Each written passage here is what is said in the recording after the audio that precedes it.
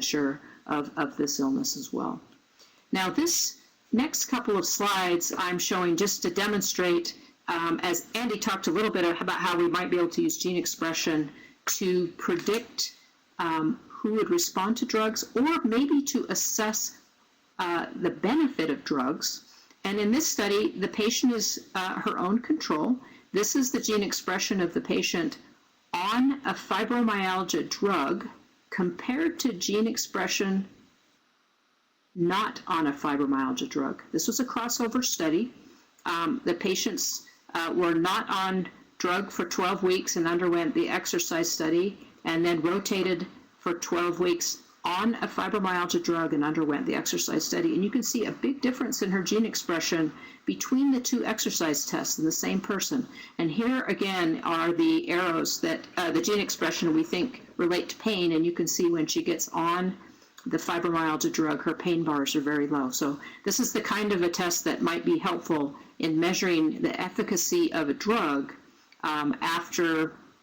during a clinical trial to see if it's a drug that might be helpful. And here is the same study, different patient. Here's the patient on the drug.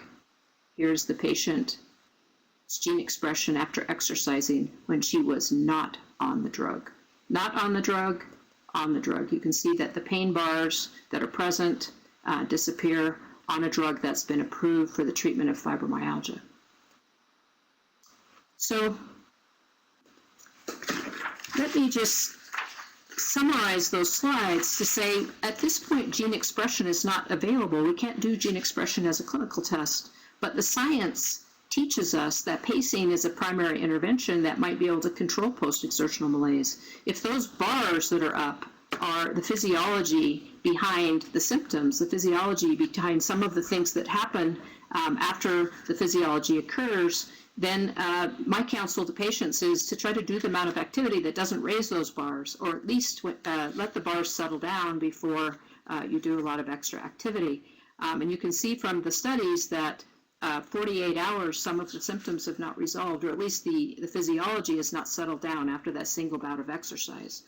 So I believe that preventive pacing is very helpful. And this post-exertional malaise, keep in mind, is not only related to physical activity, like an exercise test where you get on a bike, but many people suggest that mental exertion, hard cognitive work, focus and concentration can cause post-exertional malaise. And I also observe that orthostatic stress or upright stress can cause post-exertional malaise in many patients. And we're going to talk about orthostatic intolerance in a minute. The prevention for post-exertional malaise is more effective than recovery, in my opinion. So while it's important to recover from it, think about how to prevent it. In recovery, I think people understand that if you're lying down, resting, hydrating, low stimuli to the brain, you gradually become rested and feel better and recover, and you're able to do things. But what if you did this a little bit preventively? And I have a patient who gave me this formula. She's the master of pacing. She says, I do 1-to-1 for light activity. That means if I'm going to be up 30 minutes working on the computer, walking around my house, after 30 minutes, I lie down and rest for 30 minutes in the recovery position before I do anything else. And she intersperses all day long, activity, light activity, and then rest, light activity, and then rest. She said if I'm going to do more vigorous activity like grocery shopping, she does 1-to-2, a ratio of 1-to-2. That means for each 15 minutes of upright activity, she might do 30 minutes of rest.